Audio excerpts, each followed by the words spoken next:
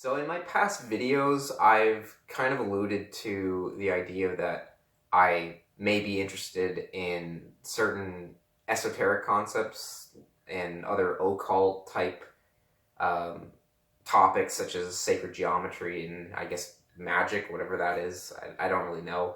I'm kind of open to it because throughout my life, I've usually been open, and then I kind of go through periods where I have to kind of ground myself. So I become really rigid in the materialist, physicalist side of the view of the world, and basically say, "Oh, there's just matter, and there's nothing else. There's nothing beyond that, and consciousness is just a byproduct of the brain switching neurons on and off in sequences and specific." Uh, Orders and whatnot, but lately, I always tend to want to go back to the kind of more open-minded side. Um, it's just, for some reason, it's been with me kind of in terms of my development. Um, I've mentioned how I really was drawn to like Tool's music, for instance, and the drummer Danny Carey is really into occult stuff, and he's into a lot of sacred geometry, and apparently he actually incorporates it into his drumming. I think it mentions something about a unicursal hexagram that he uses for some of his drum patterns. I always thought that was really interesting because it resonated with me, specifically because I used to do circuit board assembly work for a family friend. And it's kind of a long story how my family got into contact with him. And originally my mom was working for him, but then she kind of got me a job with him to help assemble circuit boards. And he was doing analog circuit board designs, so you had to solder them by hand. There wasn't any sort of digital thing where you just print out the circuit boards and then put the components in, and then bam, you're done. You don't have to do much soldering. So it was really solder intensive, and he would make the actual circuit boards from scratch, and he would have to etch them to get the lining for the current to flow. And he would do this thing where he would incorporate sacred geometry into the designs of the machines that he would make. And one specifically I know of is something that apparently helped with allergies, and I'm not exactly sure how it helped with allergies. It apparently worked on certain meridian points. I think that has to do with acupuncture. And it would actually light up when you would reach a meridian point. It would have like a probe, and it would have a light, and then every time you go over a said meridian point, it would light up and buzz, I think.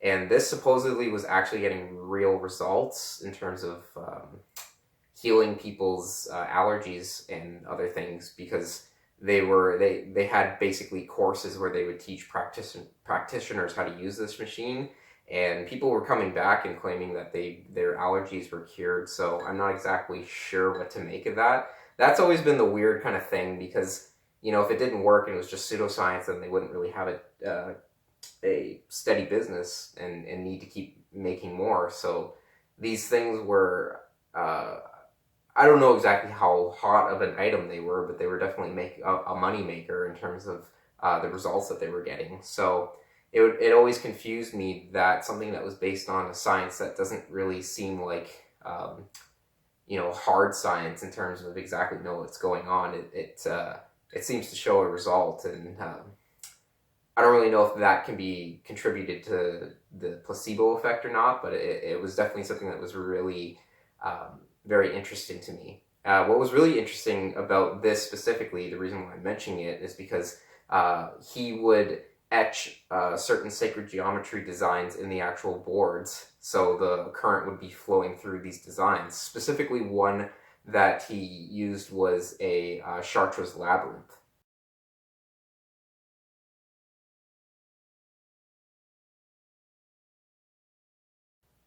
And this, I always thought the concept was really cool, and it really reminded me of how Tool does a similar thing with, for instance, Danny Carey using sacred geometry as a means of getting some sort of result from it through whatever craft that they're doing, whether it's electrical circuit board design or if it's just art. So, I kind of keep an open mind in terms of the way that people can possibly utilize these, I don't even know what to call them, maybe magical practices, because the sacred geometry is part of the occult lore and practice, and I guess that you would call that witchcraft or sorcery in some ways.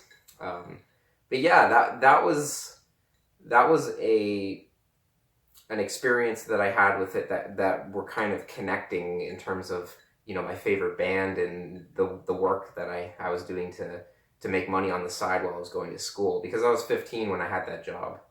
So I was really young still. I was still in high school.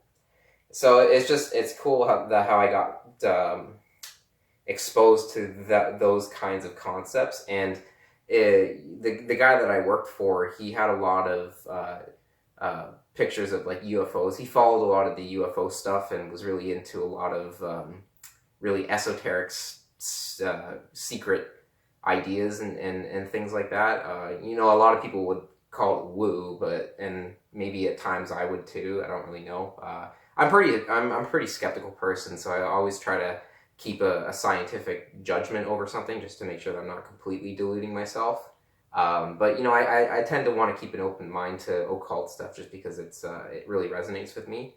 And even if it's not even real, I feel as an artistic thing, it's fun to indulge in, at least just thinking about the fantasy of it. I think that's a decent perspective on the situation, at least.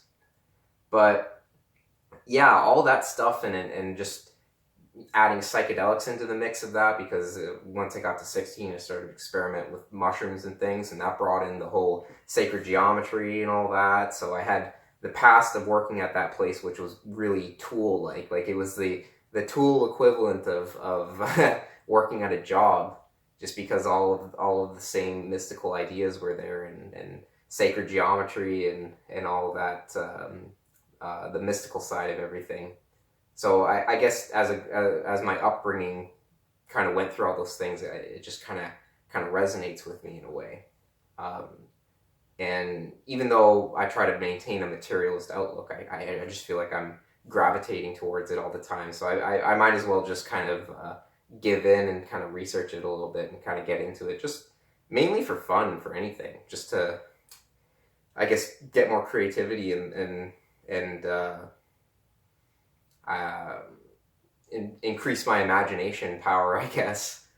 But yeah, it's once that combined with psychedelics, like, I was seeing all the sacred geometry in my head, and I started making the art, and then it's easy to see how you can kind of get wrapped into the fun of all of that. I've often get distracted by it, and then I find myself not feeling like I have a purpose, and then it's not the right kind of experience for me. So I really like being drawn to all these really engaging topics and stuff, just because it really gets my imagination going, and I feel like that's a good thing to spark my creativity, so I can potentially put it into my art and maybe try to utilize these concepts into whatever craft I'm working on, because I've just been exposed to the person that I worked for that was using these sacred geometry, occult practices to make technology work in a certain way. And the bands that I like, they're using that stuff to get a result in music. So what do I know, really? I might as well just kind of keep an open mind to it. Maybe I think it would be worth something to do that. But yeah, anyways, I just wanted to ramble a bit about certain things that I've been kind of focusing on that kind of been on my mind a little bit. I'm having a little bit of a drink just because I recently passed my G test, and so I'm kind of celebrating for that, because that was kind of a big struggle for me a little bit. But yeah, now I don't really have to worry about that. Oh shit.